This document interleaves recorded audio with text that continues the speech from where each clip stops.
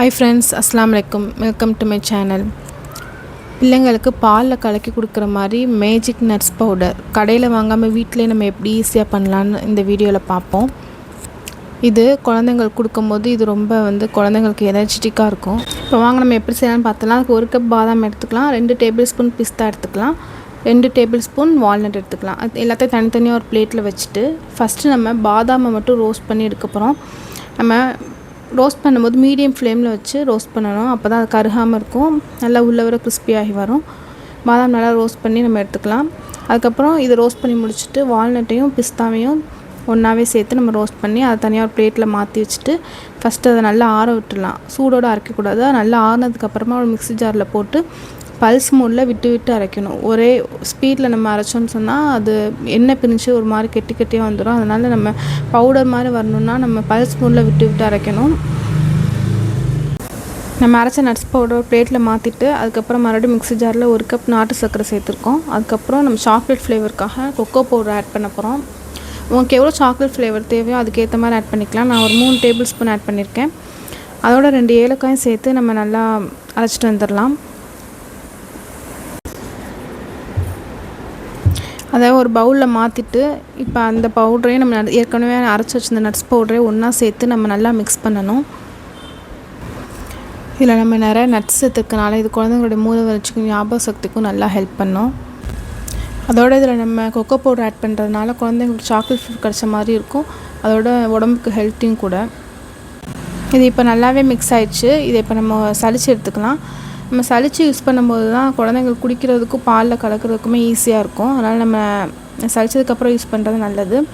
நம்ம இது மீதி கட்டி கட்டியாக இருக்கிறது, அரையாமல் இருக்கிறது அதெல்லாம் வச்சு நம்ம கடைசியாக ஒரு ரெசிபி பண்ண போகிறோம். அது என்னென்னு கடைசியில் உங்களுக்கு சொல்கிறேன்.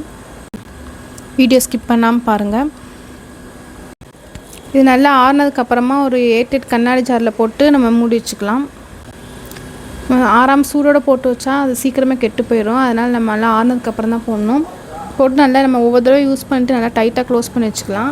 இது நம்ம வெளியில் வச்சுருந்தோன்னா ஒரு 1 மாதம் வரைக்கும் நல்லாயிருக்கும், கெட்டு போகாமல் இருக்கும். ஃப்ரிட்ஜில் வச்சு யூஸ் பண்ணால் ஒரு 3 மாதம் வரைக்கும் கெட்டு போகாமல் இருக்கும். அது மீதி கொஞ்சம் இருக்கிறத நான் ஜிப்லாக் கவரில் போட்டு ஃப்ரிட்ஜில் வச்சுட்டேன். அதை இப்போ பசங்களுக்கு நம்ம கலந்து கொடுத்து அவங்க எப்படி குடிக்கிறாங்க பார்ப்போம். 2 பேர் சண்டை போட்டுட்ருக்காங்க, எனக்கு ஃபஸ்ட் தரல உனக்கு ஃபஸ்ட் தரலன்னு. என் பொண்ணு பையன் 2 பேருமே நல்லா விரும்பி குடித்தாங்க. அதில் நம்ம கொக்கோ பவுடர் ஆட் பண்ணியிருக்கனால நல்லா சாக்லேட் ஃப்ளேவரோடு நல்லா ஏலக்காய்லாம் சேர்த்துருக்கனால நல்லா ஃப்ளேவர்ஃபுல்லாக இருந்துச்சு. இது நம்ம வீட்டிலேயே நம்ம செஞ்சு கொடுக்கும்போது அது நம்மளுக்கு ஒரு சாட்டிஸ்ஃபேக்ஷன் இருக்கும், நம்ம பிள்ளைங்களுக்கு ஹெல்த்தியாக கொடுக்குறோன்னு சொல்லிட்டு.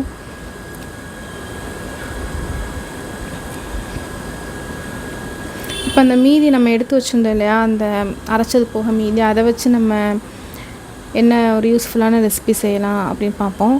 அதை நம்ம ஒரு பிளேட்டில் மாற்றிட்டு அதோடு நான் ஒரு விதை நீக்கின பேரிச்சம்பழம் 4 பேரிச்சம்பழம் எடுத்திருக்கேன். அதோட 2 அத்திப்பழம் சேர்த்துருக்கேன். அதை ஒன்றா மிக்ஸி ஜாரில் போட்டு நல்லா கிரைண்ட் பண்ணி நம்ம எடுத்துகிட்டு வந்துக்கலாம். இதோட நம்ம நெய்யோ சர்க்கரையோ எதுவுமே நம்ம ஆட் பண்ண போகிறதில்ல. பேரிச்சம்பழத்துலேயே ஸ்வீட் இருக்கும். அதே மாதிரி பேரிச்சம்பழம் அத்திப்பழம் போட்டு நம்ம கிரைண்ட் பண்ணுறதுனால அதுவே பைண்டிங்க்கும் யூஸ் ஆகும். நல்லா லட்டு மாதிரி பிடிக்கிறதுக்குமே நல்லா யூஸ் ஆகும். அதனால் நம்ம வேறு நெய்லாம் எதுவுமே சேர்க்க போகிறதில்ல. வேறு இதை மட்டும் கிரைண்ட் பண்ணிவிட்டு நம்ம இதை நல்லா லட்டு மாதிரி பிடிச்சிக்கலாம். அப்படி இல்லைனா ஒரு பிளேட்டில் மாற்றிட்டு அதை பீஸ் பீஸாக போட்டு பார் மாதிரி போட்டு நம்ம சாப்பிட்லாம். நான் லட்டு மாதிரி தான் செஞ்சேன். குழந்தைங்க ஸ்கூலுக்கு வந்ததுக்கப்புறமா இல்லை ஸ்கூலுக்கு ஸ்நாக்ஸாக கொடுத்துறதுக்கெலாம் இதை கொடுத்து விடலாம். நம்ம சின்ன குழந்தைங்களுக்குலாம் நட்ஸ் கொடுக்கும்போது சோக் பண்ணிடுவாங்கன்னு சொல்லிட்டு பயமாக இருக்கும்.